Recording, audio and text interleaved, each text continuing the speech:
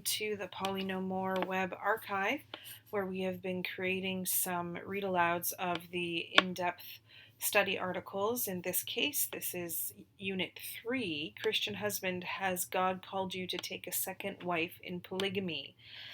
We've been building a biblical response, and this is Part 6, The Nature of Marriage Permanence.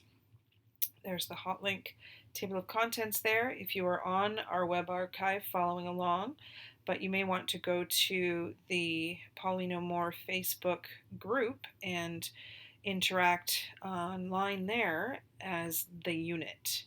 So, question: might the God of the Bible instruct a Christian husband to add a second wife to their marriage?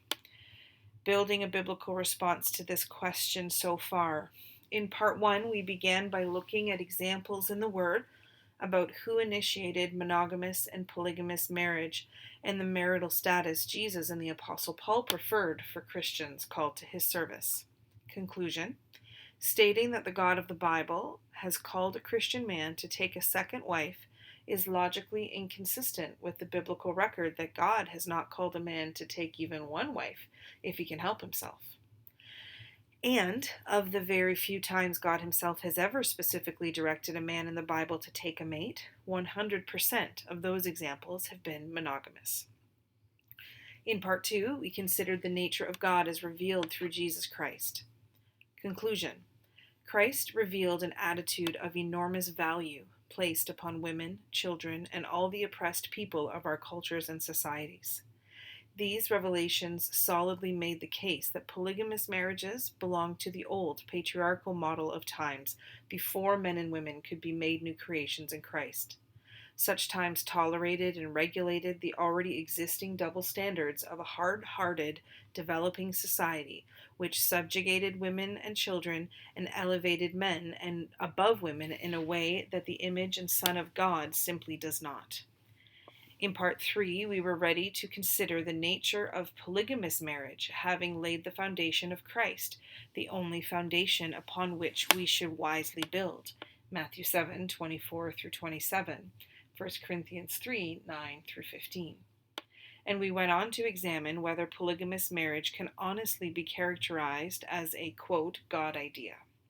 Conclusion: in 100% of the cases recorded in Scripture, polygamy fails the test of an idea or relationship birthed from the heart, mind, or mouth of God.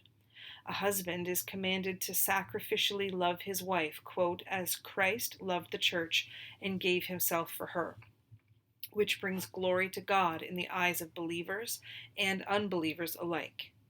This kind of marriage must be monogamous, or it fails the test of sacrificially loving and caring for the wife above himself.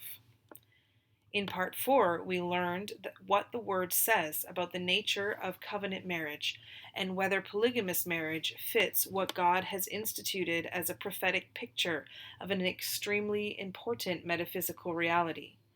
We reflected on the Lord's instructions about how members of his one body, particularly husbands, have been commanded to live, and weighed desires for polygamy in light of those instructions. Conclusion: covenant marriage is not primarily for the benefit of human couples, but is actually an institution or sacrament given to humanity as a prophetic picture of Christ's relationship with his singular bride, the church. Covenant marriage is required to be heterosexual, lifelong, exclusively faithful to the exclusion of all others, and by definition, monogamous. This kind of marriage must be monogamous, or it fails the test of prophesying the relationship of Christ with one body, joined to one bride, who was taken out of him just as Eve was taken out of Adam.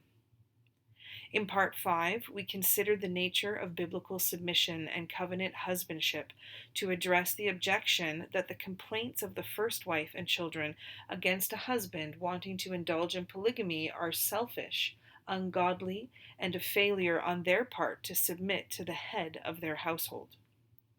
Conclusion: polygamy's sole focus is the earthly benefit given to the man and to the other woman/family, and has nothing to do with caring for the desires, concerns, and needs of the first wife and the children. It is undertaken at the expense of the time, focus, peace, and joy of those to whom God has called the husband to protect, cherish, and represent Christ. Pastor John MacArthur says of this kind of God-given headship and ruling authority, quote, I have to give an account to God for my care for you and my authority over you, which takes respect for your particular and unique needs. It is a kind of authority that has at its heart care, which means compassion and submission to the things that are needful in your life. Revisit one or both of those sections in the PNM unit Facebook link here, or by visiting our web archive linked here. All right. 1.6, the nature of marriage permanence. Does God condone consensual non-monogamy, or is it a sin even if the first wife consents? Some cultures which struggle with corrupt or developing social systems to protect and provide for single women, the poor, orphan children, widows, or single mothers embrace polygamy as a solution for these social ills. Other couples may fail to embrace holiness in their sex life and agree to open their marriage to a variety of consensual non-monogamous relationship structures. A first wife may consent to her husband taking an official second wife, or an unofficial, quote, spiritual second/sister wife for a variety of reasons. Does her consent elevate polygamous relationships to an acceptable relationship status to God? No.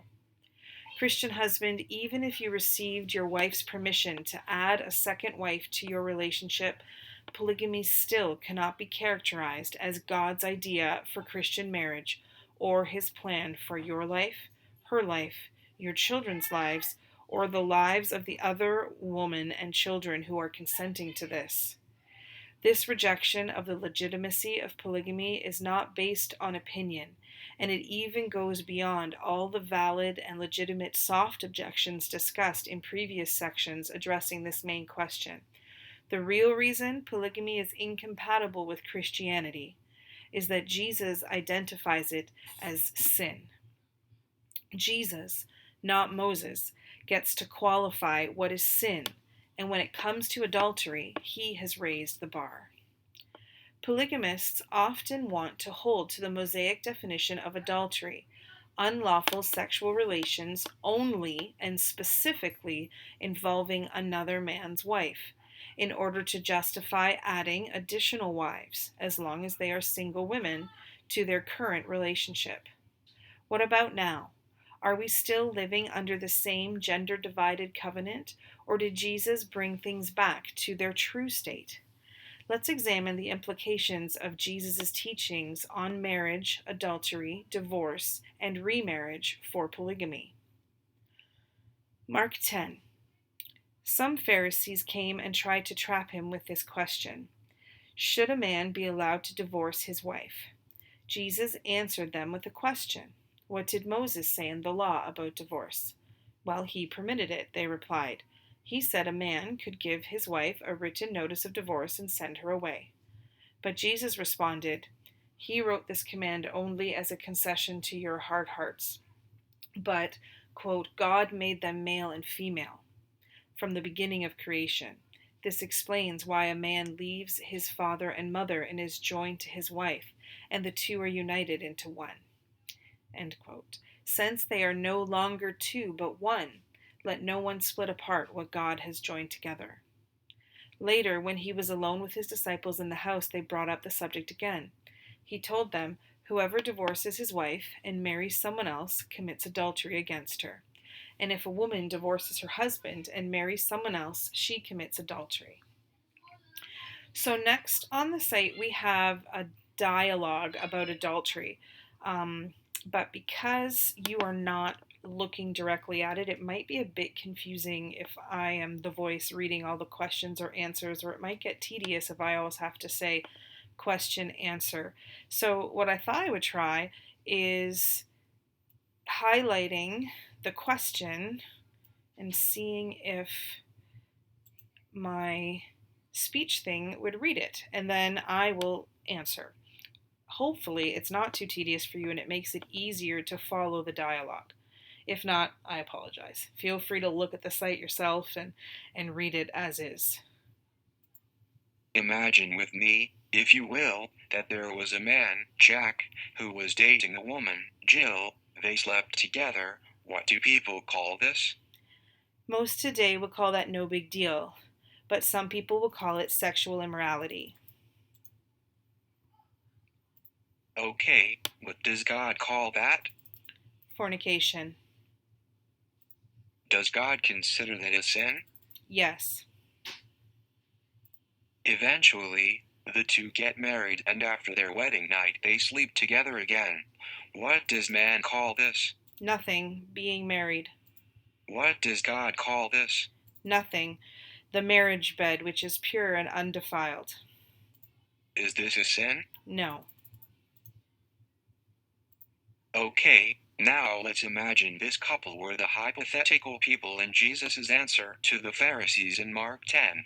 How many women is that man married to when Jesus begins talking about this couple with the Pharisees? 1. Yes. So far so good. Okay, so later on Jack finds out that Jill isn't the person he thought she was, so Jack goes and gets a piece of paper from his spiritual and legal authorities that says he's divorced her. Jack moves on and finds another woman who's never been married before, Sally. Jack sleeps with Sally while she's his girlfriend. Would people in God call that sexual act a sin? God would, yes, and some people would too, but other people wouldn't have a problem with it. But even according to those people who say they sin sexually, would they call what Jack did with Sally the sin called adultery? No. Now that Jack's divorced, he isn't considered joined to Jill, his first wife, anymore. So if he sleeps with Sally, it's not adultery, but it would still be sexual immorality or, quote, fornication, like when he slept with Jill before they were married. Alright, so Jack gets serious and marries Sally, and then after the ceremony he has sex with her. To how many women has Jack now been married at some point in this scenario? 2. Jill and Sally.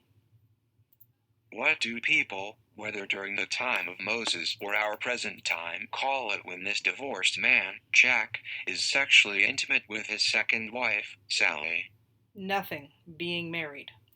Correct. But remember that Jack, Jill, and Sally are part of Jesus' example when he's talking to the Pharisees. Go back and read what he said in Mark 10, or Matthew 19, or Luke 16. Now, what did Jesus, God in the flesh, revealer of the Father, just call what newlyweds Jack and Sally did in their legally married bed? Jesus said anyone who divorces his wife and marries another woman is committing adultery. And what is the relationship status of a person guilty of committing the sin of adultery according to the Mosaic law? Those already married or the unmarried? The married. Yes. So then what does that say about the piece of paper that Jack got from the human authorities, which they all believe severed the covenant between Jack and Jill, effectively unmarrying those two people that God has joined together in holy matrimony? That paper doesn't do what everyone thought it did. It's inadmissible in the court of heaven, even though the courts on earth say something different. And now this man, Jack, is living as though he's married to a second wife, Sally, while his first wife, Jill, is still alive. Human authorities say this is fine because Jill is his ex-wife, but God, through Jesus Christ, has just revealed that Jack does not in actuality have an ex-wife at all because Jack is currently committing adultery, the sexual sin that can only be committed by someone who is already married. What does that mean? Jack's still married to Jill, his first wife, according to God, even though the world says Jill is his ex. Who is the victim of Jack's adultery with Sally? Jill. This is different than the way the Old Testament defined the victim and people involved in the sin of adultery. What does this reveal about whether Jesus considers females full people who can be victims of adultery? Married women are people too, and Jill can be a victim of adultery by her husband now, just like Jack would have been if she had been the one to divorce and remarry. So we've reached the place in the dialogue where most people stop, the place in the example that the majority of Christians who have realized and teach the doctrine of marriage permanence stop. Remarriage after divorce of a covenant first marriage is adultery, according to Jesus. Some Christian polygamists would also agree with this claim. They believe they can get around the charge of adultery by just not divorcing their first wife before adding a second one. However, by doing this, they prove they haven't fully understood the implications of Jesus' revelation in his interactions with the Pharisees. Let's take Jesus' marriage scenarios to their logical conclusion. Recall that 1. Jack first married Jill, left her, and got a piece of paper that they thought meant they weren't married anymore, and then married Sally. 2. Jesus said that piece of paper was in actuality impotent to dissolve their marriage in his eyes, and essentially not worth the paper it was printed on when it came to dissolving a one flesh covenant union joined by God. So let's return to the dialogue and see how that plays out. So, how many women is the man in Jesus' example, we've called him Jack, trying to be married to at the same time? More than one. In this case, 2. Jill, the first, God says Jack is still joined to, even though he doesn't realize it. And Sally, the second wife, Jack has joined himself to by choice and spiritual legal consent. So Jack is living as and declaring himself to be joined to a second woman while he's already joined to a first woman. Yes. Now, what does the world in the law of Moses call being joined to more than one wife at a time? Polygamy. Was polygamy, being joined to more than one wife at a time, called a sin by God before this revelation from Jesus? No. Even godly men in the Old Testament lived with more than one wife at a time, and God never called it adultery if they were legally married. Correct. But now in the written record God has preserved for us, what does Jesus, the Word made flesh, the revealer of the Father, call having two wives at the same time? Adultery. Is adultery a sin, according to God? Yes. So when the human or spiritual authorities allow Jack, or any man, to divorce his wife which God has joined him with, does God say it's okay for him to have more than one wife at a time and join that man with a second woman when the human or spiritual authorities let them marry? Or does Jesus say that man is guilty of adultery? Jesus says he's guilty. And when the human or spiritual authorities allow a man to take a second wife with the knowledge of his first wife in a polygamous situation, what does this scenario now reveal God will say about that situation? Will God say it's okay for him to have more than one wife at a time and join that man with this other woman in marriage, or does Jesus say those who have more than one wife at the same time are guilty of adultery? Jesus says they're guilty. The Spirit of the Lord clearly declares to those who have ears to hear now in these last days, when Jesus has revealed the fullness of the Father to us, that polygamous, quote, wives in concurrent polygamy or remarriage wives for non-widowers in consecutive polygamy are adulterous. Jesus said, "Everyone who puts away his wife and takes another is a false husband, and he who is married to a woman whose husband has put her away is no true husband to her." Luke 16, verse 18, BBE. Do we now exclaim, "But this is so harsh"? Jesus' disciples said to him, "If this is the case, it is better not to marry." Not everyone can accept this statement, Jesus said. only those whom God helps. Some are born as eunuchs, some have been made eunuchs by others, and some choose not to marry for the sake of the kingdom of heaven. Let anyone accept this who can. Matthew 19. Jesus returned the status of women to co-heirs, not property, and what he taught about adultery changed everything in terms of God's handling of polygamy from that moment forward. Jesus changed the law regarding adultery and polygamy under his new covenant, and he can do that because he is the lawgiver. One of the most outrageous claims coming from some polygamous marriage people is that Jesus, the mediator of the new covenant, was restricted from mediating the transition from the old covenant to this new covenant. Quote, one of the most destructive doctrines to afflict Christians is the misuse of Matthew 5, verses 17 through 19. It is construed to mean that while Jesus was here in the flesh, he had to agree with all of what Moses wrote, or he would have been sinning. It is one of the most convoluted messes to ever be dumped on believers by deceivers. In Matthew 5, 6 times, Jesus says something like, "But I say unto you." In every case where he says this, he is changing to some extent what Moses wrote. Paul plainly wrote that Jesus changed the law. So that quote was adapted and shared from somewhere, and there's a link here if you'd like to check that out. For when the priesthood is changed, the law must be changed as well. Hebrews chapter 7, verse 12. Why we can't just get around the charge of adultery by not divorcing the first wife before adding a second one.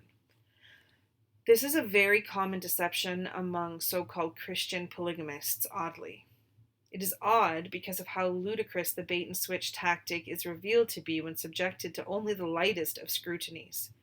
It must be firmly attached to fallacies addressed elsewhere on this site of a gendered definition of adultery and of women as property rather than people, or it completely falls apart.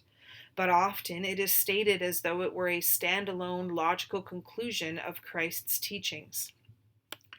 The idea is that since Jesus was talking about hypothetical Jack committing adultery when he marries his second wife Sally after he's divorced his first wife Jill, then the easy solution for Jack is just to not divorce Jill in the first place and simply add Sally to the marriage. Such a premise, presented as a standalone argument, is trying to impose a brand new paltry definition to the term adultery that doesn't exist in either the Hebrew or the Greek. What people who believe this are suggesting is that Jesus has created a brand new kind of category or technical definition for the sexual sin previously called adultery. This new kind of paltry adultery is defined by the polygamists, let's call it podultery for fun, and refers only to illicit sexual relations between a divorced person and their new romantic partner, married or unmarried. When pressed, polygamists will usually agree that a married person, at least a woman, having a secret affair without being divorced is also still probably adultery. Some polygamists will still claim that if a married man has an affair with an unmarried woman, he is guiltless, in which case the conversation should shift to the previous points made on this site. And there's a link here if you're having that conversation. In this view, podultery is a brand new, limited kind of New Testament adultery, described as illicit sexual activity committed by only two kinds of people. One, a divorced person, or two, a married person who is actively deceiving their first spouse. Podultery fails the consistency of Scripture test. In this view, Jesus' teachings on divorce, remarriage, and adultery are actually understood as a secret endorsement of polygamy. See, if Jack openly adds Sally to the marriage as a second wife without divorcing Jill, he has avoided both divorce and deception, and therefore, the polygamist's reason, he has also avoided Jesus' accusation of adultery in that scenario. A useful question to ask the polygamist at this point is, so, if Jill were to bring Brian home one day and wanted to add him to the marriage as her second husband without divorcing Jack, she would be innocent of your version of adultery? This generally opens the door to discussing the double standard the polygamist is laboring under, having overlooked the work of Christ on behalf of women. But more importantly, it reveals that the polygamist is trying to apply an unspoken gender definition for pedultery that cannot stand up to the other texts. Mark 10, verse 11, Jesus answered, "Anyone who divorces his wife and marries another woman commits adultery against her. And if she divorces her husband and marries another man, she commits adultery." What's good for the goose is good for the gander. Since there is no acceptable biblical precedent for polyandry, having more than one husband at a time, at all, most polygamists rightly reject relationship structures allowing a woman to take more than one husband at a time. However, Jesus does not allow them the luxury of a gender definition or of catering to male privilege in this arena any longer. So if pedultery were a valid definition, and Jack can be innocent of it simply by not getting divorced before he marries Sally with the full knowledge of Jill, then Mark 10:12, which finds Jill equally guilty if she's the one who divorces Jack and then marries Brian, would mean that Jill can likewise avoid the sin of pedultery by openly adding Brian to the marriage without divorcing Jack. She has avoided divorce and she has avoided deception. Therefore, according to the biblical polygamists, she should also be able to say to Jesus with a clear conscience that she has followed his rules and has avoided adultery. Problem solved, right? Right? Pedultery fails the what Jesus says is the truth and not your own made up opinion test. Alas, Jesus does not share their very narrow, gendered, and technical definition. Pedultery is not real. Only Jesus' definition of adultery stands. In his text on adultery, he addresses several things. A married person can be guilty of adultery both in secret, Matthew 5, John 8, and in public, Matthew 19, Mark 10, Luke 16. The remarried people were not hiding anything. They were not, quote, cheating. They were not having some kind of clandestine, quote, affair. They were openly engaged and joined in a civil and spiritual ceremony, yet they were also still guilty of adultery, just as the woman caught in it and the man lusting secretly in his mind are guilty. A married person can be guilty of adultery whether divorced or undivorced, as supported by the definition of adultery applied in the same texts given above. Adultery is literally about the number of people a spouse is having sex with, not about whether someone's divorced or being deceptive. Jesus' definition of adultery. What Jesus reveals in the adultery texts is revolutionary. The fact that a divorced person who remarries is guilty of adultery is brand new to the Jewish way of thinking. Under Mosaic law, taking a single or widowed woman as a second wife after divorce was never considered adultery. Just like taking that kind of woman as a second wife without divorce, aka polygamy, was likewise not adultery. By trying to focus on the term, quote, divorce in these texts and somehow twist that in support of polygamy, This argument actually draws attention to the fact that God the Son is closing the chapter on the shadow of divorce and remarriage and revealing the full light of covenant marriage. The Pharisees were asking Jesus to help them clarify the grounds for annulling a marriage the man was unhappy with so he could move on. But in his answer, Jesus turned the whole thing around and annulled divorce as a power to sever covenant marriages. This is because only the already married can be guilty of adultery. Jesus' definition of adultery actually has nothing to do with being divorced at all, because in his definition, he reveals the absolute impotence of divorce to do what they all thought it was designed to do, dissolve a one-flesh union. If divorce dissolved their union, then they could not be guilty of adultery once they remarried. But since they are, that means their union is still intact. Adultery is a sexual crime, not a crime of simply being mean to a wife by lying to her, neglecting to take care of her, or forcing her to go live somewhere else with someone else to take care of her. Adultery is about having a wife or a husband already and then having sex with another person who is not that wife or husband. Jesus' definition of adultery has nothing to do with whether the affair is being hidden, and it has nothing to do with the impotent civil non-entity previously known as divorce. But it has everything to do with the number of women a husband is joined to at the same time. Adultery, according to Jesus, is a question of basic math, not moral honesty or civil paperwork. How many living spouses is an already married person joined to or involved with at the same time? If that number is greater than 1, Jesus says that situation is what God calls adultery. Our new high priest has changed the law and declared that polygamy in any form is now adultery.